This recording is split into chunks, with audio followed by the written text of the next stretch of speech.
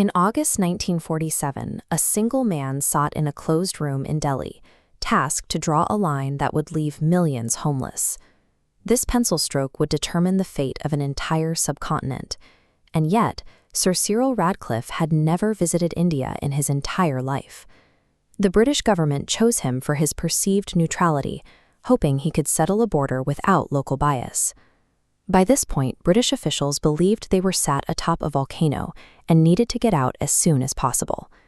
In a hurry to leave, they rushed the most dangerous decision in history. India's leaders were locked in deep mistrust. Muhammad Ali Jinnah wanted the names Pakistan and Hindustan, while Jawaharlal Nehru insisted India keep its original name. This political deadlock left a massive vacuum, where the details of a civilization were handed to a lawyer who had never written a word about the places he was dividing. Dividing a country meant inventorying every asset, from government files and ceiling fans down to library books and boxes of soap. The logistics reached a bizarre peak in Calcutta over a shipment of 60 ducks from England. Bureaucrats couldn't agree on which side of the new border the ducks belonged to, leaving the birds neglected in a warehouse while the finance secretary stopped payment on the bill. As Radcliffe finished his report, Viceroy Lord Mountbatten took the final documents and locked them in a safe. He intended to keep the border a secret until after the official independence celebrations, hoping to let the people celebrate before dealing with the coming anger. On August 15th, as millions celebrated their new freedom, they did so without knowing which country they actually belonged to. When the borders were finally declared on August 17th, 10 million people in Punjab found themselves on the wrong side of the line. They began the largest migration in human history, filling the roads with columns of people 50 miles long. To manage the chaos, the government formed a boundary force of 55,000 soldiers. But these troops were spread too thin to maintain order against the sheer scale of displacement. This movement led to the arrival of what people called ghost trains. On August 15th, the number 10 Down Express arrived at Amritsar. The platform was silent. When the doors opened, the train was found full of corpses. The sterile lines drawn by bureaucrats in Delhi turned the fertile plains of Punjab into a lawless slaughterhouse. While Punjab burned, the Indian military feared a worse bloodbath in the congested slums of Calcutta.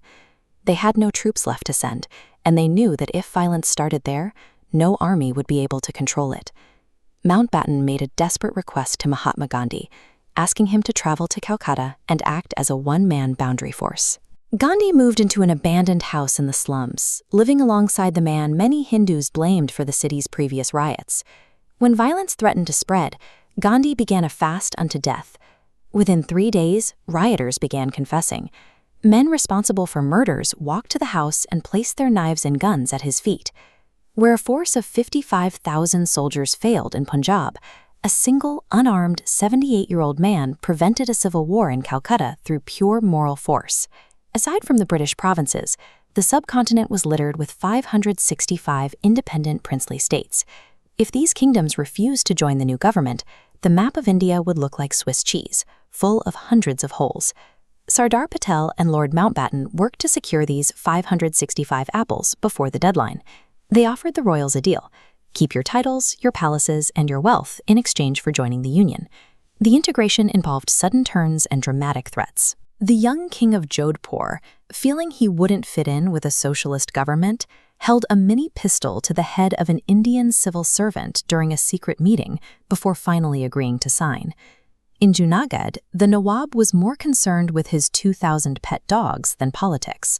Fearing rumors that India intended to poison his pets, he fled to Karachi in a private plane, packing as many dogs as possible into the cabin. The integration of these states became an 11th-hour scramble of bribes, threats, and royal drama. The largest kingdom remaining was Kashmir. Maharaja Hari Singh, a Hindu ruler leading a Muslim majority, refused to join either side, hoping instead for an independent country. To force the issue, Pakistan supported an invasion of Pathan tribesmen. These warriors blew up power stations and moved toward the capital, promised the chance to loot the markets of Kashmir. This plan hit a setback in the town of Baramulla. The invaders stopped to pillage a convent and a market only 30 miles from the capital, a delay that stalled their advance for hours. That delay gave the Indian Air Force just enough time to land troops at the Srinagar airport. Maharaja Hari Singh signed the paperwork to join India, and the Indian military secured the valley. On January 1, 1949, a ceasefire took effect, drawing a line across the territory that remains the line of control today.